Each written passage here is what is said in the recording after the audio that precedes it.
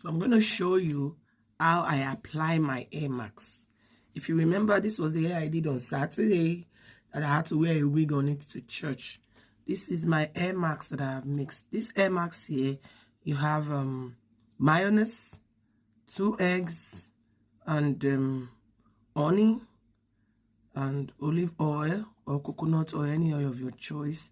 And the last but not the least ingredient is papaya.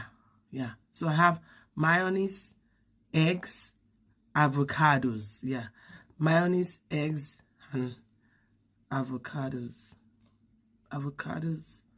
Mayonnaise, eggs. That's what I have here.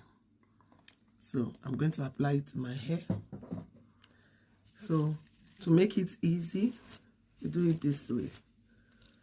You don't have to put it chunkily together. So